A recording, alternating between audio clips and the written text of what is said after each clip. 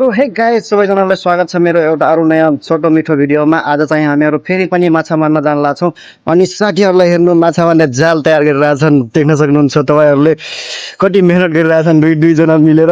अनि हामीहरू चाहिँ अहिले खाना खाएर फुर्सदिलो टाइममा एकछिनमा गएर माछा मार्दिउँ भनेर सोचिरहेछौँ। अनि त्यो जाल तयार भइसकेपछि हामीहरू जान्छौँ, तपाईहरुलाई देखाउँछौँ हैन माछा मार्न गएको भिडियोहरू।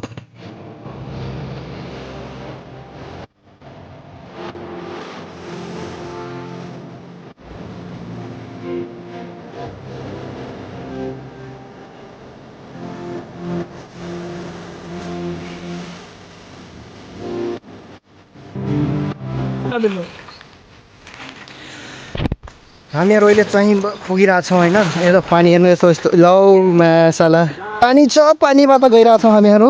बाटो देखिरहेको छैन। एमा फोटो गर्न देख्छु मै त ए गइनु अनि पानीमा गइरहेछौँ हैन। पानी छ पुरा, बाटो एकदम छैन। सबजना अगाडि गइसक्यो हैन, म चाहिँ एक्लै पछाडि भइसकेको छु। सबजना उता गइसक्यो। हामीहरू चाहिँ अहिले माछा मार्न जान लाग्छौँ। माछा आउँछन् आउँदैन त्यो थाहा छैन, तर यसो घुमघाम पनि भइहाल्छ हैन। कामको व्यस्तताले गर्दा कति बिजी हुन्छ कति बिजी, यसो अलिअलि टाइम पायो कि घुम्न निस्किहाल्छौँ क्या हामीहरू। हाम्रो यस्तै हो क्या हामीहरू त अनि हामी चाहिँ लोकेसनमा पुगिसकेका छौँ हैन, माछा मार्ने ठाउँमा। अनि आज ढोका बन्द रहेछ, पानी यतातिर पुरा बन्द गरिदिएका छन्। यतातिर छ हैन। ए माइको मच्छरै कुडेटा है। अनि अब चाहिँ हामीहरू के भन्छ यो जाल एसेम्बल गरिरहेछौँ हैन। यो साथी फिट गरिरहेछन्। लगाऊ घाम पनि लाग्दैछ। ओ के भनिदिउँ हैन, यस्तो के भन्छ नि यार, यस्तो ओ पसिना भइहाल्यो। पानी पनि ल्याएनौँ हामीहरू। आज यतातिरको ढोका बन्द रहेछ, यतातिर मात्रै खुल्ला रहेछ हैन। अनि देखाउँछौँ अहिले माछा कसरी मार्ने हो हामीहरू। माछा कसरी मार्छौँ त्यो देखाउँछु म अहिले। यो एसेम्बल भइरहेछ।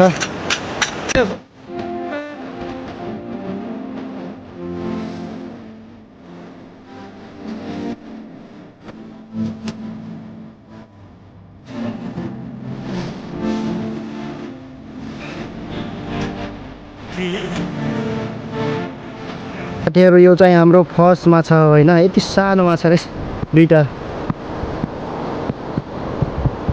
रहेछन् हैन। माछा चाहिँ फर्स्टचोटि म दुईवटा हालेँ हैन। अहिले देखाउँछौँ हामीहरू माछा। अस्तिको भिडियोमा देखाएको थिएँ नि, त्यस्तै माछा मारेर फेरि इन्जोय गर्नेछौँ। हामी तिनजना छौँ हैन, तिनजना मिलेर माछा मारिरहेछौँ।